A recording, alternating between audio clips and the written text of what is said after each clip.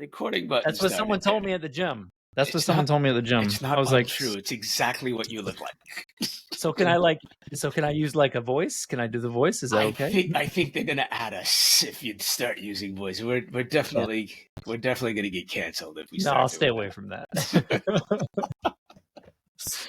Definitely stay away from that. Try it. Add us. You know how we feel about that. All right. Well, ladies and gentlemen, welcome to Privacy Please. I'm Cameron Ivey, hanging out with Gabe Gums. As always, have a special guest with us today. Usually we like to let our guests in once we go through the intros and just kind of chat and stuff, but we're going to kind of just kick it off right away with him. So we'll go ahead and introduce you now. Jake, I haven't even tried to say your last name because I don't want to mess it up. So I'm going to let you tell us how you say that, because that's just how we roll.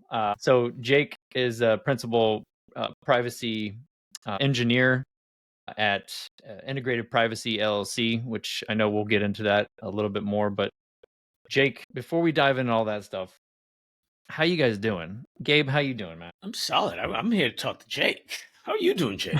I'm doing pretty well. I'm based out of Seattle. We are not having a lot of rain. We're getting into that spring season, so it's the only time we get the vitamin D and can actually get out. Excited. Everything's going well. Nice. Seasonal depression drops to an all-time relative low. Yep. Well, so Jake, let's go ahead and dive right in, because I know Gabe was going to go into this, but Jake, tell the listeners a little bit about yourself, and then we'll kick off from there. Yeah, awesome. Thanks, Cam. Hey everybody. My name is Jake Ottenwaelder. Definitely a tough last name, 16 letters or something like that. Yeah, I am a privacy engineer by trade. Started off in cybersecurity engineering. Have kind of transitioned myself over time into the privacy engineering field, and then was a solo privacy engineer at a couple different pre-IPO organizations before I ran off and spun up my own practice. There's not very many people doing fractional privacy engineering, if any. There's a lot of fractional DPO services, a lot of fractional CISO services, Chief Information Security Officers, fractional legal support, really just looking to be able to support organizations who might not have the full funding for a desired kind of privacy engineer headcount. Been working in the space for a couple of years. Had the pleasure of working with Transcend.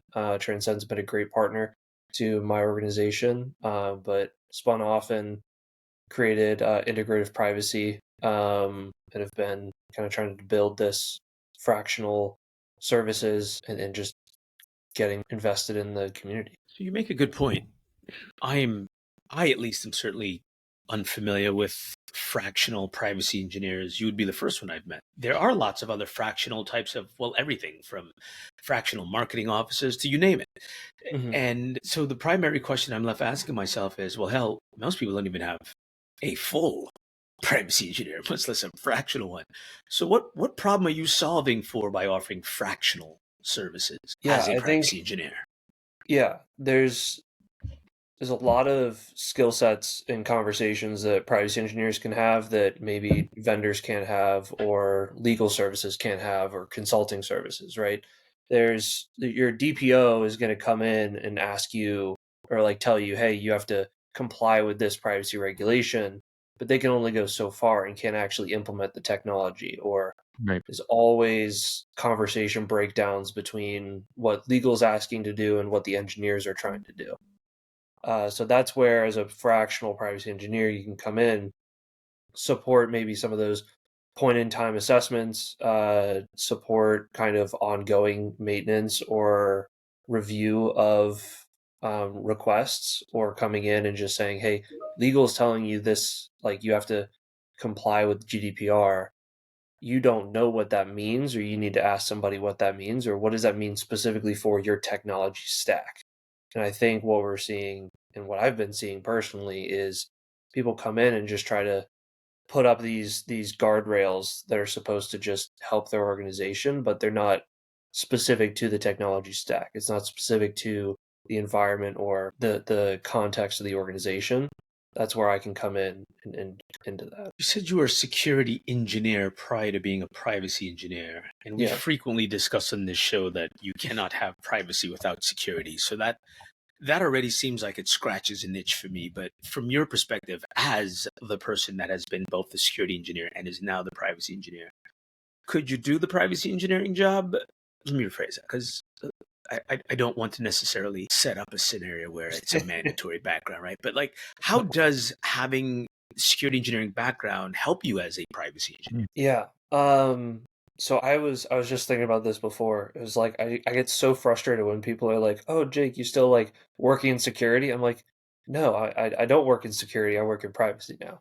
So I while they are the same, they're two sides of the same coin. To me, privacy is blends in this like ethical consideration and has a lot more gray area than security. If you there are a lot of different ways of, and it's more of your problem solving in security is around like creative ways to make sure that things are secure. But at the end of the day, it's black and white of whether something is secure or not. Right? It's either you're using TLS 1.2 or you're not, kind of thing. With privacy, there's a lot more gray area and nuance because we're leveraging or worrying with like human factors and the actual people kind of working with our technology and working with our implementation. So honestly, I don't think people like going through private security into privacy isn't, I think, the best route for most people. I think it takes just somebody with an engineering mindset. If you're specifically trying to go into privacy engineering, the engineering mindset, the problem solving, the just conceptual understanding that it takes to have someone go through a computer science program to understand kind of how things are built and how to take things apart. I don't know if that fully answers the question, but I don't know if there was any right or wrong answer to the question. So yeah, no, I'm good with that. But you say we're in agreement. One doesn't have to be a security engineer, but there are lots of security engineers out there that are always kind of looking at what their options are from Mhm. a future career path perspective. What advice would you give someone who is currently a security engineer that is fascinated by the world of privacy and maybe wants to become a privacy engineer? Yeah. I mean, for me, I started off, my transition was I focused on security automation and also privacy automation work. So I have a background in like process improvement and privacy automation. I think the question, I think what we're seeing with the industry also is that there's so many different fields and so many different specializations within privacy and even privacy engineering. I would not consider myself anywhere close to the same privacy engineer that like somebody at Google or Apple is. Their privacy engineering department and what they do is very different than the work and specialization that I focus on, which is more small business kind of privacy engineering work. Security engineering is the same, where you have like penetration testing and AppSec and scanning tools and all these different specializations that you can focus on. So the big thing is just figuring out like where do I want to play in, and again, just what are those skills that, again, it comes down to like regulations and stuff too. So understanding and just starting off with kind of the regulations and seeing how those like kind of mesh with your thought process and stuff. Is this something that like comes easily or like makes sense? Because I think when your morals and ethics are aligned with privacy, it's a lot easier to like kind of work in this space. Does that require organizational morals, individual morals, right? Like, sometimes we talk about the fact that companies are, they are entities unto themselves. Some might Mhm. consider them not exactly people. So it's hard. So it's hard to say that that company quote has ethics, but I think we could all point to some companies and be like, that one has no ethics, and that one has some ethics, and this Mhm. one exudes a lot of ethics. Is there a necessity for the business itself to demonstrate some form of ethical standards, or I mean, do they just need to comply? so I don't enjoy, or I wouldn't, as just a worker, and whether it's you're a privacy engineer or somebody from sales or engineering, marketing, like business dev, like I feel like you Ethics, should and you went have right to some. attacking the salespeople. No, not attacking the salespeople. I'm just saying salespeople have ethics too. They have souls. Yeah, legal department as well. I'll throw them in too.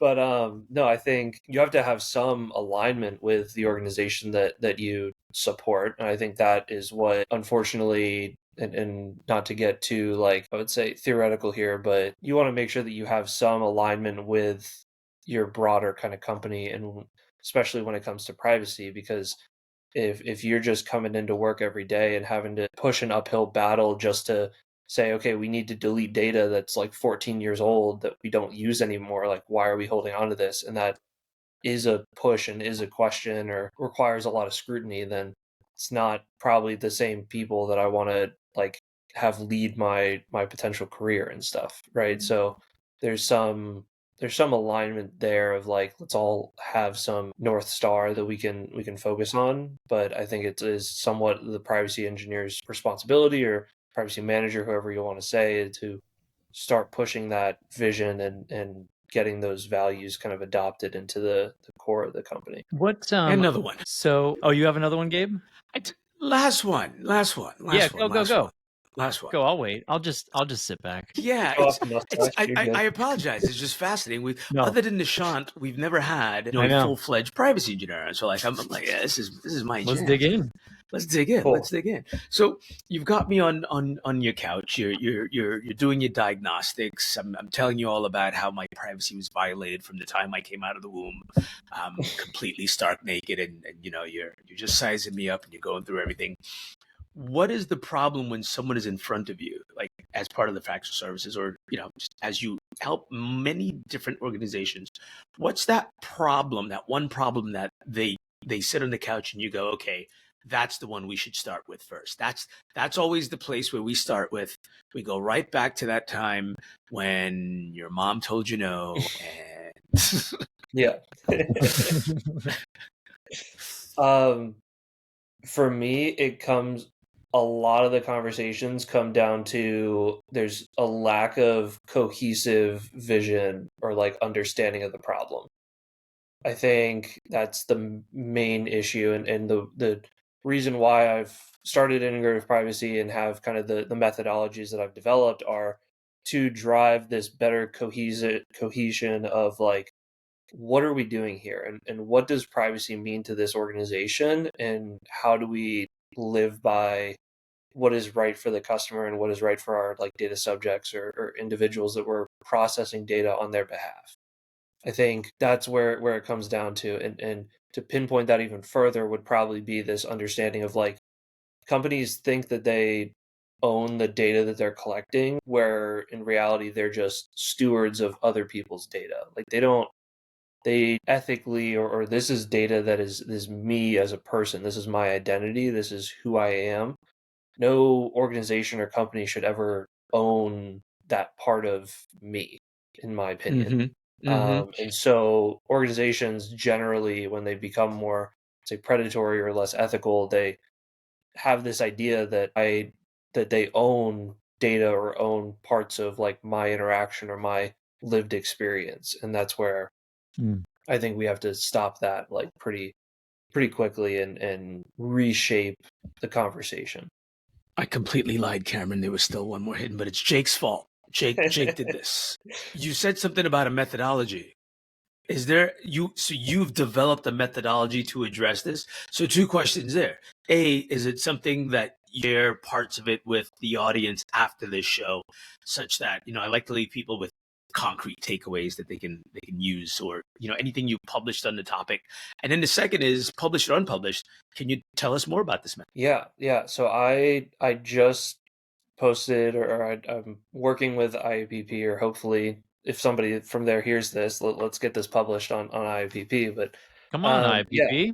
Look, I know we got at least a dozen, if not more, IAPP listeners out there, but certainly within the ranks. Can we just contact Jake already and get this thing happening? So integrative privacy, so throughout my experience, I feel everybody starts off with this basic understanding of, let's implement privacy by design. Like that's the first goal that organizations have. I've gone into companies, again, pre-IPO, IPO, like they're sitting there and they're like, okay, you're coming in, we need you to, do you know how to implement privacy by design? And I sit there and I'm like, you don't even know what you're asking for. Principles that you can strive for, but there's no concrete implementation steps.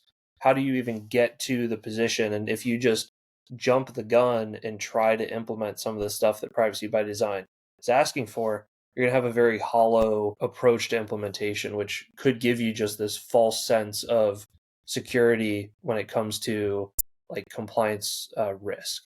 So I, throughout like the past couple months, starting my own practice, I've developed these 4 key kind of building blocks that organizations should focus on. Try to keep it simple.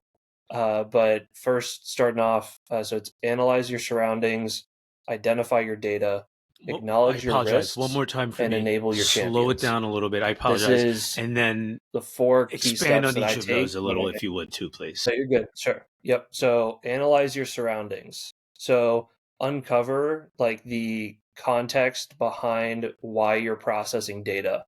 What are the internal or external factors around processing data? And just what are you trying to do? What are you trying to accomplish? A lot of this comes down to like business objectives. But what is the goal behind what you're doing with data? Identify your data. So just again, this is just documenting and understanding what data elements you have. There's mentions of privacy by design talking about like minimizing your data. You can't start the conversations of minimizing your data until you know what data you're collecting. What are you collecting? How is it being processed and where is it going? Third is acknowledging your risks. I think it takes a maturity assessment, but not just a maturity assessment. It takes a technical gap analysis. And that's something that as a privacy engineer, I can focus on and provide to organizations.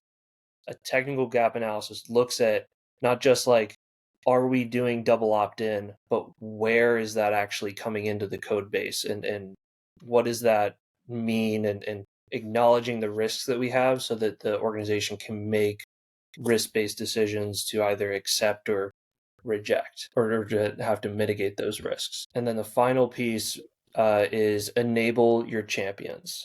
So in this entire process, we want to make sure that we're developing human-centered organizational processes. We want to enable other individuals within the company to have better, more stake in how their department or how their team manages privacy. We want to have individualized conversations with marketing. It's not just doing a privacy training once a year is never going to satisfy this requirement. You have to sit down and say, marketing, like when you drop a cookie, this is what I need you to do. And this is how we develop that process so that it is as least burdensome for you as possible. And a big key to this for me is sitting down and learning what people are doing within the organization and where that intersects with privacy, not just going in and saying, hey, you need to do this. We sit down and say, what do you do here? Like, what makes you enjoy this work? And how can I insert privacy into what you're doing so that they can be enabled to enjoy and want to do privacy work? And once you have that kind of buy-in, developing more processes or having to get additional checks makes it a lot. I've just found it makes it a lot easier. Everybody's much more willing to get that support. So those are my 4 methodologies that I take into even technical implementations, consulting work, looking at again gap analysis, risk analysis. This is what I've kind of developed. Why do you think the why is now, not only for you but for privacy engineering, and why we're seeing that more? Obviously there's a lack of that role, but why are we seeing it now more than ever, you think? It's a good question. I And this mean, could just be from your personal opinion, like obviously yeah, something drove you towards wanting to doing take this this. path. Yeah. Did something happen to you in your past when it came to privacy violation, or what, did something trigger that passion for you to kind of dive into this, or was it more of Yeah, a, I see so an opportunity here I and I'm gonna, looks like my internet is having some trouble, so sorry about that. oh, you're good. Okay. Yeah, no, I got the question though. Yeah. For me, I started off in college, again, looking at cybersecurity engineering. I sat there and I was in a specific like honors program for cybersecurity.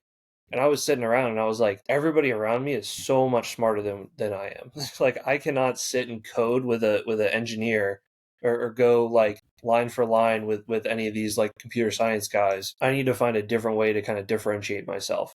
I did end up going through and doing my computer science minor and I focused more on like business implementation and stuff.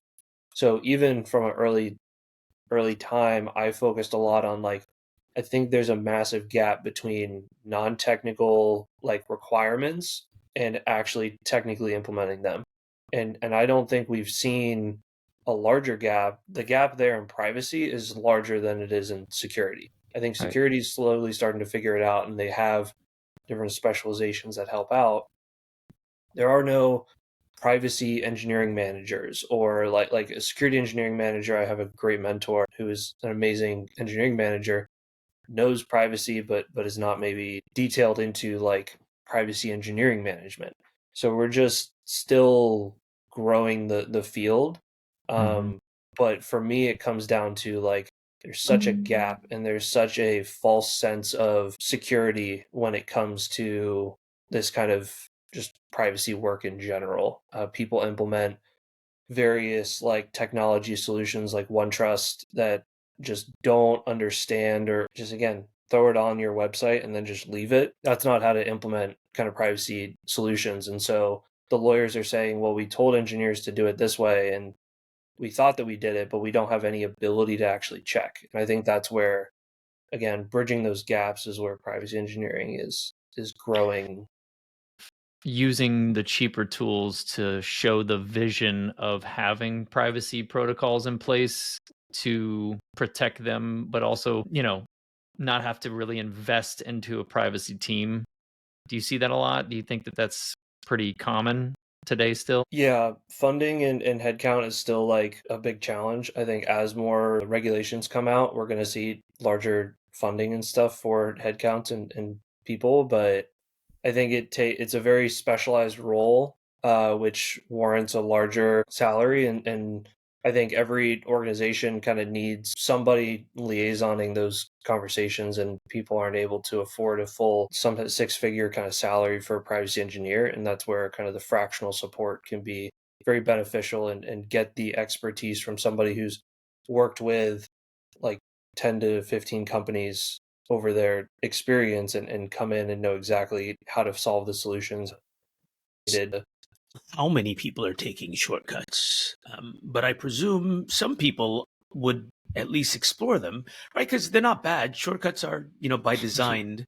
By design, they're to help us get someplace faster. But what are some of the naughty shortcuts you see in privacy engineering that you would warn people to, not be tempted by, right? Like if you do it this way, I Hmm. know it's tempting. For example, buy some cheap, shitty tool, slap it on your website. It's like, look at me, I'm Mhm. compliant, right? Like that's an obvious shortcut that should be avoided. But what else? Yeah, I mean, even that tool, and the biggest thing is that I know of so many implementations with a cookie consent solution, whether it's like any of the what I consider first gen tools like OneTrust, User-Centrics, just the ones that we're so familiar with, not integrating into like Google Tag Manager is one of the biggest issues because you're going to block some things but not everything. That's the biggest red flag that I see, and I have experienced or have known that like there's a lot of organizations out there that just don't do it well or just don't do it at all, and that's really scary. Other challenges, I mean, the whole data deletion requirements and stuff, those are like doing that right is very challenging. It takes a massive amount of investment. So trying to figure that out is like you said, there's a lot of shortcuts, and I think there's a lot of people who just put band-aids on the solution and makeup on the pig kind of situation. But Yeah. I don't know of many organizations that fully do it like the best that I think it's So intended to be done, just shortcuts on because the consent, investment is we way see it, too high don't do it. to Shortcuts figure on it out. deletion. That sounds wicked problematic. Yeah. Yeah. What do you mean by that? I mean, let's kind of dig into it. Yeah, I mean, the Well, challenge is, and this is like we can get down into like legal designations and stuff, but like there is a certain sphere of like understanding, right? That like if I'm interacting with this website, I only want a certain amount of data technically to be deleted, right? If I work with Ticketmaster and I say delete my data, Ticketmaster, I need them to delete certain information from like different platforms and stuff about me. But if they need to go and tell like how do they delete information for like advertising, right? If they go to Facebook's advertising portal and try to like they can't. A lot of Facebook doesn't have great like doesn't have great ways to protect B2B privacy. deletion processes, No, stop. or other organizations. That fruit's on It's the very ground. It's been surprising. ran Yeah, over. I mean, I use a That low fruit's hanging so fruit as an fucked. example, but yeah, it's Fucking face. yeah. So that's like a massive issue when you look at like not just the first party processors, but those second and third parties that are like still going down that pipeline. And then you also think about like I don't think many organizations are worried about like uh kind of the linear nature of data, like deleting data from like a hierarchy perspective. For instance, like if you're doing an employee deletion, you delete data from like Paylocity. Where does that then flow? How does the data get deleted kind of lower down on some of these other HR systems?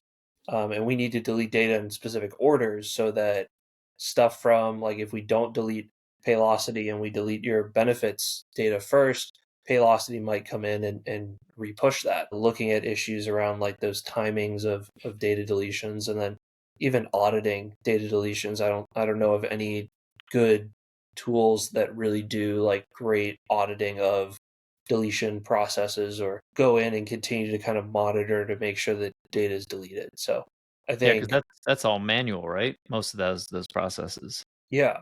Yeah, a lot of it's still manual.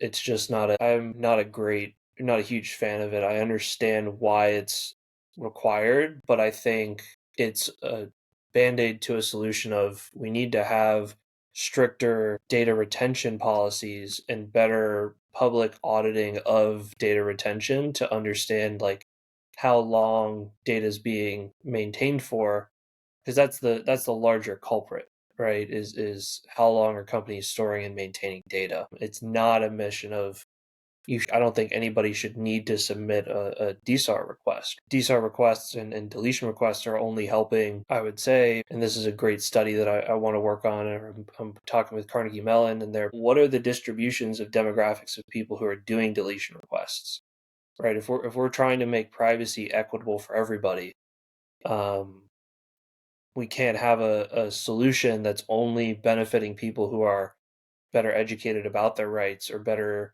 technically savvy or technologically savvy. It needs to be a solution that helps everybody. And for me, that just means you have to have better deletion and just retention requirements. No, you did not. I think the all over the place I went all over the place with that one. Sorry. is a consequence of the fact that there are a lot of places that shortcuts can be taken. And there are a lot of places that people are currently taking shortcuts. Yeah. Mm-hmm. Ooh, that's good. Let me see if I can quote that for you on a nice snapshot, Gabe. Let's talk about like since we're talking about jumping all over the place. What about like with the rise of AI and machine learning technologies and things like that on the rise today? How can privacy engineering, you think, from your perspective, be leveraged to kind of help or ensure like responsible and ethical use of data, if you've ever thought about it? I mean, I feel like it's kind of like you should always have a bingo board for like privacy podcasts. So free space is always AI will come up. Yeah, true. But from a privacy engineer's perspective, it's so I find it very funny. All the talk around like AI and Gen AI and stuff. I think there's a lot of people who I think IAPP not to. I know I'm asking them to publish some stuff, but like they just put out a certification for AI, like general practitioner IAGP certification and stuff. It's like I don't think anybody's really an expert in AI right now. I think to claim that or to focus on that is not, I think, genuine. I think there's a lot of value, or we need to the AI problem stems from privacy, right? The from privacy engineering's perspective, for me nothing's changed, right, with AI. When it comes to machine learning models, generative AI, I focus on what is the data that's being collected? Do they have consent for collecting that data? And what is how has the de-identification process been for that information? It all comes down to, again, de-identification and anonymization, which we've had ongoing debates and discussions around, and I don't think anybody can clearly, I think the consensus is that there is no consensus, and that anonymized data will continue to we're going to continue to kind of barrel down this path of non-committal kind of implementations of anonymization. And because of that, you'll see a lot more privacy risk coming when it comes to these AI models and stuff. So yeah, for me, nothing is really changed. I consider the problem the same as I would consider implementing an API. It's who's getting access, how secure is it, how are we protecting against it being like maliciously leveraged, or how are we protecting like sensitive populations and sensitive data within it. And in your opinion, what do you think are some of the most pressing privacy challenges for organizations for the next few years? What do you kind of foresee? What do you hope to see happens, and how maybe privacy engineering or something like integrated privacy can help address those? Yeah, I think we're dealing with a lot of tech debt. So technical debt, which is like where you're going to implement a solution, or specifically when we talk about it in privacy, you implement a solution and you get it out the door quickly, but you don't go back and try to fix any of the like privacy concerns, or you're sitting around with a lot of debt that needs to be reconciled with when you're trying to go public, or you need to fix known vulnerabilities. Those are like, it's like tech debt kind of thing. So Mhm. I think that's the main issue, and I think we're going to continue to see challenges with funding. We're going to continue to see issues with like just tech debt, and that needing to be kind of resolved over the next couple of years, and that requiring a lot more work from the organization and more investment from the organization after the fact than it would be if you just came in the first time and thought about it holistically, came in and done it, did a gap analysis, did a technical understanding, or worked with integrative privacy on implementing your solution so that you know where all the things are kind of early on acknowledging your risks, and focusing on like what you need to resolve or not have like skeletons in the closet. Yeah. So there's two topics I want to bring up. And Gabe, I'm going to let you kind of introduce this one because I want to get your take on it, Jake. And Gabe, we kind of touched on it a little bit. Well, no, we didn't get a chance to actually. Did a little short blogcast on it, but with the Microsoft crisis. Have you heard of this yet, Jake? I don't think Dive so. into a It's little. a government All right. So accountability Gabe, board I'll that let you gave them kind a of very, talk very about it because I'm negative curious on your guys' security take. review, if you would. Basically stating that Microsoft has systemically, and as an organization, deprioritized security. Which, in the context of our conversations on this show, where we always talk about that intersection of security and privacy, one of the things that is lost in that statement is that they are legitimately jeopardizing the privacy of untold numbers of people also. But ultimately, their security practices and the way they have monetized security such that Mhm. it becomes more difficult for others to implement security solutions is being called out. I would equally say the same again of their privacy practices. Microsoft has a nary a smattering, like just nail to nail privacy tools, right? Like they just don't have that many. And I just don't think that there's any particular reason why they don't, other than they haven't prioritized it, right? Like, I mean, they're Microsoft. If they want to prioritize security, they can, will, and it will happen. If they want to prioritize security, they can, it will happen.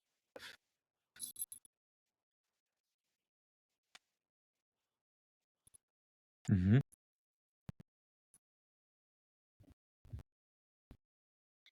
Yeah, I Sure. mean, I'll jump in. Yeah, completely agree. I think large organizations just, if they want it to happen, it'll happen. I mean, I think from a privacy and security side, privacy and security are never revenue driving ventures, right? So we look at like how can you, it's more of a cost savings kind of measure, and unfortunately, with a lot of the large oligopoly, I would say, of like technology providers or technology developers in the US, we don't see a lot of the financial or like business risk that would come with these kind of decisions.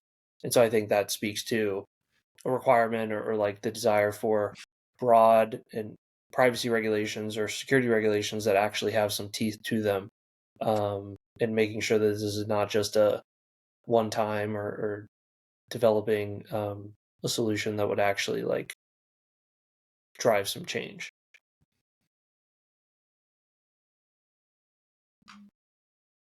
Cool. And the other one that I wanted to kind of talk about was obviously the most recent thing about the Biden administration signing off for the TikTok ban. Cat memes have been Obviously, around like- well Give everyone before my cat TikTok, and they memes. will survive well after TikTok. I mean, if you require any additional cat memes, Jake, I got you. I got you. That's true. Thanks, Gabe. I'll reach out. I mean, the platform is already on Instagram, so it's not like you won't have a type of platform to use. But I guess I want to kind of dig into, obviously this ban is going to happen, but what's the overall goal that they're trying to accomplish? Just to ban TikTok because they don't like, the owners of TikTok, which is from ByteDance.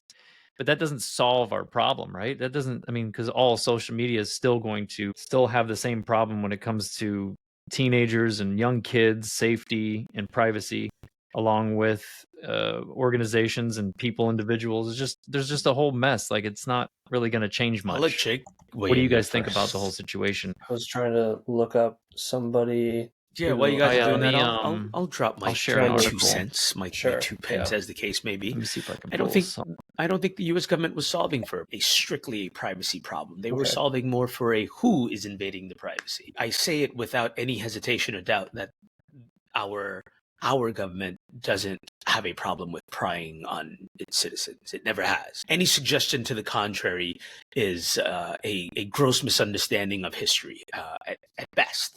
At worst, it is an intentional distraction from the obvious. So none of this has anything to do with whether or not our privacy was being violated as American citizens. It was all about who is violating that privacy and what they're able to accomplish with that platform. There's the obvious, the privacy part of it too, but there's also the just driving behavioral change, just larger driving behavioral change. Whether that behavioral change is, and at the top of the show, we joked about things like seasonal depression, but whether that behavioral change is simply driving opinions and moods, etc., such that, come election time, everyone is feeling just general apathy. And so maybe they don't go out and vote, kind of thing. I think this is larger than just privacy. This is about control. This is about mind control. This is the part of the show where you all break out your tinfoil hats and I tell you that they're not necessary because none of this is that far-fetched. In fact, it's all well documented. What do you mean now? I feel like mean we now? should get Listen, tinfoil hats I now. own a varied and collection of start them. putting them on when we're doing the show. Fedoras to pirate hats, they're all made out of tinfoil. I mean, Gabe, I think you're spot on. That was what I was looking up as well. There's I think Greek economist Giannis. I'm gonna butcher the last name, but Took me long enough to forget how to say Giannis Varoufakis. He wrote a book called Techno Feudalism: What Killed Capitalism. And so if we get into kind of this conversation, he said exactly what you were talking about, Gabe. It's about mind control. It's about who owns the data, and it's about who's able to make the decisions. I mean, you said the same thing as well of like whether it's TikTok or Instagram or Google. Like personally, I am more afraid of Facebook having all of my data because they are in the US and can probably affect my life more than a country on the other side of the world can affect my life with the data that they're collecting. What And if I pose so the different argument, when which we think is about who owns the because data, I by and large wholly agree with you. Anyone who's listened to this show more can than have half this- an episode know that there's no love lost between me and the Book of Faces. That thing can burn to the ground tomorrow night, and I would be the one right there with a big pile of marshmallows, just handing them out like to everyone. But we, at least in theory, have levers of control over that US based entity. We have zero levers of control over a non-US based entity, especially one where sometimes our international relationships ebb and flow, right? So I don't disagree with you kind of like on the surface, but I'd rather none of them exist. But I'm not certain that I'm more comfortable with the American company versus the foreign company, right? Like the foreign company owning it, I see the real danger in, right? Like we have just fewer levels of control, just far fewer levers of control. That's concerning. I agree with you, but my statement is like, what's the impact on me personally, right? Like if let's say the Book of Faces is collecting all my data, there are a lot of, and we'll put the tinfoil hat on of like, okay, maybe the U.S. government is also getting that same information now, right? Because the government requires companies operating in the U.S. to abide by certain requirements for like subpoenas and stuff. So if we're looking at like what is more likely to infringe on my personal rights, either to privacy or whatnot, yes, we have less levers of control for a company related or organized in China. But what are they going to feasibly do? Unless I go to China, unless I have those or any of these other, I would say, like nations that the US doesn't have like great relations with, I'm more concerned about what are they going to do with that data. And TikTok sends me some great opportunities to buy cool decorations in my house. That's awesome. I don't want the U.S. Yeah, government to pull data it's from Facebook, I and so I that's don't disagree, and I think if we're this is talking where about the real privacy danger and what is the that actual the impact danger is. That's is where harder to I draw see, the line. especially at an individual level. I think it might be easier for me to paint a picture at a larger nation state level where, again, and these are things that, for example, Facebook even did, where they conducted large scale experiments as to whether or not they could change people's moods and behaviors through what they put on their feed. So again, we know that, again, that those same types of strategies are desired to be employed by Hmm. our international adversaries. The direct impact becomes I use that information to make more of the American populace, again, just generally Yeah. apathetic, more depressive, such that they don't get involved in their own well-beings. That has a direct impact. Hmm. um, I think your point is a good one, though, which is it is difficult to see the direct one-to-one impact that something like that has. But I would be mindful and cautious to highlight some of the bigger picture problems, such as, yeah, I can direct more people towards the type of commerce that intentionally favors my country and that affects yours negatively, right? It's a Hmm. long game. Let's make no mistake about it. TikTok is not about the short game. Facebook arguably was more about the short game in the beginning, but things like TikTok they're super long game, right? Like, I mean, we will still we're in say the agreement. Oh, we are in same thing. agreement. Oh yeah. I feel like all these U.S. companies are doing the exact same thing anyway, whether it's like driving apathy and Mhm.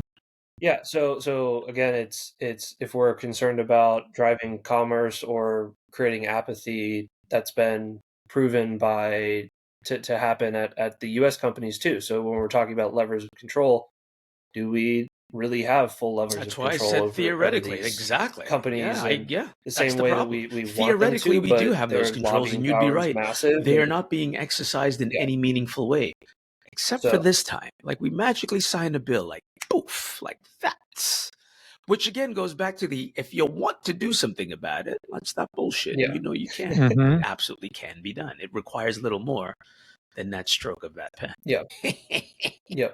So circling this all the way back to privacy. Yeah, there's definitely I don't see the goal behind this was really who's owning the next stage of I think the next stage of economy is going to be around the data economy and who owns that, who controls that, and right now China is doing a great job with that, and the U.S. is not happy, and they want to Mhm. maintain that control, and so that's where we're seeing, in my opinion, this push for you said the TikTok ban, which I don't think TikTok will end up selling the organization. If I'm going to put on Nope. a instead of a tinfoil hat, I'll bring out a crystal ball. I don't think TikTok's going to sell. I think it's going to take a couple years for this to actually go through, and I don't even know if it Because highlighting was something signed else in, that's and very it's important, like, extremely what is the unpopular. So likelihood we'll that this see how that actually kind of means anything, affects right? Like, how everything going on. what is the likely, because I have yet to understand what the quote ban means. Like, ban what? Right. I don't have it on my phone, but I presume everyone can still log into it. Yeah, Yeah, must be it Yeah, niche, yeah, I I still think hasn't it's gone assume. a into is it a effect. chess move? Don't you guys think it's a chess move? Like, US is trying to see what they could yeah. Well, I here's mean the so if we go all the way back into the history of like TikTok, we look at like Vine, which was like one of the Mhm. first platforms to start short form content, and then we look at Musically, which then was bought out and created what was the grounds for TikTok. Another platform is just going to come up in its place, and I Yep. think you could just copy the same source code, change the parent company to a different Chinese parent company, and they could still operate the tool. I think it's not. Yeah.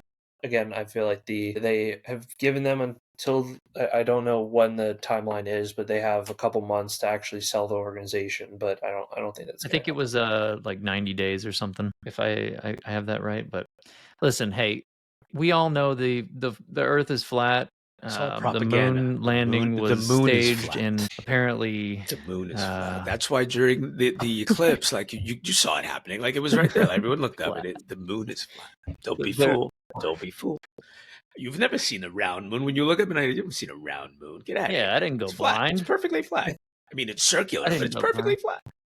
But hey, Bigfoot's real. Hey, I'm right up in Pacific Northwest. I went over with a family vacation over to Forks, where like they had the Twilight movie and stuff. Nothing from the Twilight movies was ever filmed out in Washington, but the entire little town is all focused on Twilight. And then yeah, met with a guy who ran the Bigfoot store, who said he lived as a Bigfoot for 3 months. The judges will allow it. Superior human totally race, absolutely, or superior sapien race to us. So yeah, my theory is that I actually believe more in shapeshifters than I do Bigfoot. Skinwalkers and stuff.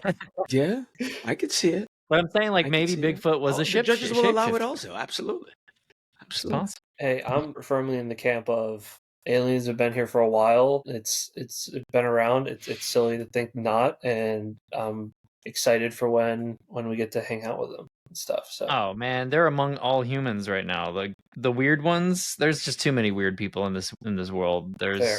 I mean, we've seen Men in Black. I believe that. I mean, I've seen people from Florida, so yeah. It's rather. Well, Jake, I'm going to ask you one fun question. Well, first of all, before we, end things here, is there anything that you wanted to bring up that we didn't bring up? I always like to end with that question. Anything that we didn't talk about that you might want to talk about or promote, or anything for your business or what you're trying to do, or just anything that you want to kind of shout out to all the listeners? I mean, I'm very humbled to be sitting in this virtual room with you two. Super honored to be invited on, or I kind of twisted Cam's arm anyway. But yeah, really appreciate you guys taking the time to chat with me. This is sorry this show's all about a one-sided conversation. It's all about you. But We appreciate you coming on. We are indeed, and I appreciate the compliment. But hump is I will reflect that. I've not. Yeah, hopefully there's some resources or links that'll come out. No worries. Sorry, I realize we're talking my over each internet's other. been bad. Sorry about that. It's all good. Sorry about that. Yeah. Go ahead and yeah, if anybody wants to learn more about privacy engineering or integrative privacy, feel free to reach out on LinkedIn. The resources that you have, make sure you get those over to us. We'll post those in the show links, but also we maintain a GitHub page on awesome privacy engineering resources, and I'll make sure to get that at the top of the list. Because fractional CTO services is not a thing that exists on that list. Which is to say, of all the things on that list, 100% of it is, here, go help yourself. Right? So happy to share with some folks how they can also get help. Mm-hmm. Yeah. I'm my next project is I'm working on a privacy, what I consider a body of knowledge. My goal is to have an open source body of knowledge that, again, when we're talking about getting everybody on the same page with privacy, let's get all the definitions written out. Let's get implementation and clear requirements to kind of do that. So that's my next. Tell us when you're ready. Before we go, this one's to the folks at IAPP. If you haven't contacted Jake yet, I'm looking at you sideways. Like that one dog? I don't know. Anyways, nobody could see that if you're not watching the video, which will be up on YouTube and also all the platforms once this releases, probably next week. We'll see you in the future, folks. We'll see you in the future. This makes no sense to you at all. Doesn't even matter. Alrighty then. Well, thank you guys. Yeah. Thanks, Jake. We appreciate it, man. And we'll see you guys next time.